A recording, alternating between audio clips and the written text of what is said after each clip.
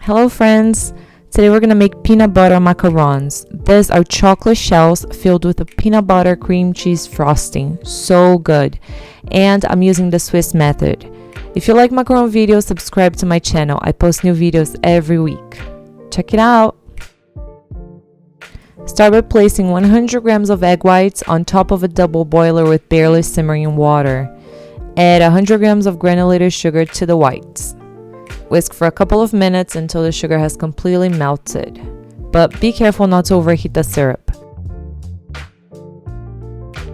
You can test if the sugar has melted by touching some of the syrup, and if you don't feel any sugar granules between your fingers, you can remove it from the heat. Remove it from the double boiler and immediately start whisking with an electric mixer. You can use a hand mixer or a KitchenAid. Begin by whisking on low and gradually increase the speed. And then finish at high speed until you achieve stiff peaks. This right here is exactly what we're looking for. The peaks are shooting straight up. Now let's add the pre-measured dry ingredients to the meringue. You're going to need 96 grams of almond flour, 75 grams of powdered sugar, and 14 grams of cocoa powder. You can pre-sift the ingredients before you begin or just sift them right into the meringue, but you want to make sure that you measure them before you start. You can add a few drops of brown food coloring to help enhance the color. Then begin by folding the batter with a spatula. This process is called the macaronage. A lot of people ask me how long to fold the batter, and that depends a lot. So it's going to depend on the consistency of the meringue, on the brands of almond flour, powdered sugar that you're using, and how you're folding. So let's look for the specific sign that will tell us when the macaronage should be done. You should be able to draw a few figure eights with the flowing batter, and even if the batter breaks up at the end, it still continues to flow effortlessly but slowly off the spatula. That means the batter is ready. Transfer it to a piping bag. I use a 1/2 inch diameter piping tip to pipe the macarons. Start piping 1.5 inch circles on the silicone mat or parchment paper. You should hold the bag at a 90-degree angle over the center of a circle template and apply gentle pressure for about 3 seconds, and at the end just pull up the bag quickly in a slow motion.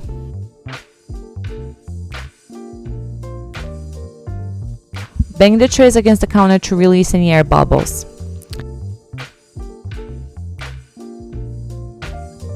And use a toothpick to pop any remaining air bubbles.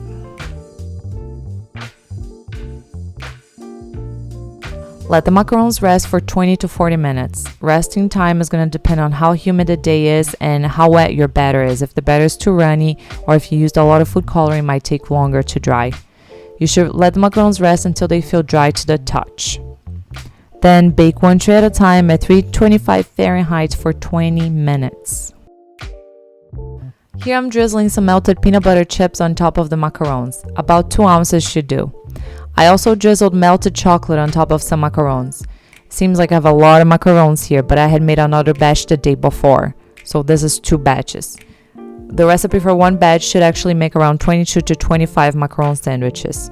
And I also sprinkled chopped peanuts on top of the drizzled chocolate and melted peanut butter. Now let's make the filling. Add 4 tablespoons of peanut butter, 2 tablespoons of butter, and 3 tablespoons of cream cheese to a bowl and cream until fluffy.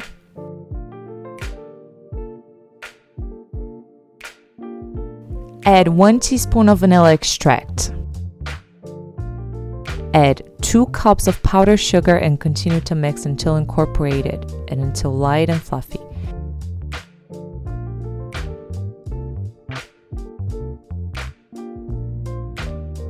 If the filling seems to be too thick, add a couple of tablespoons of milk. Just add a little bit at a time until you achieve the perfect consistency. You don't want to add too much. And if you do add too much, you can always add more powdered sugar to make it stiff again.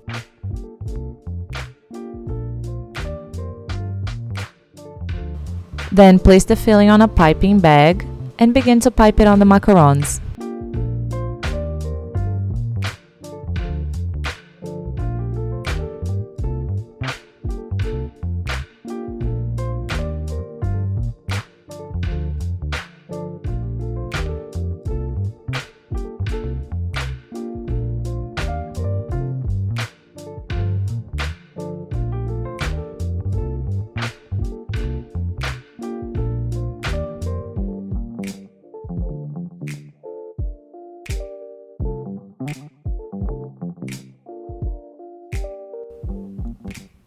That's it, guys. I hope you enjoyed today's video. Check out the full blog post for the written recipe, and also check out my blog for almost 80 different macaron recipes, flavors, and ideas. I'll put the links down below in the description.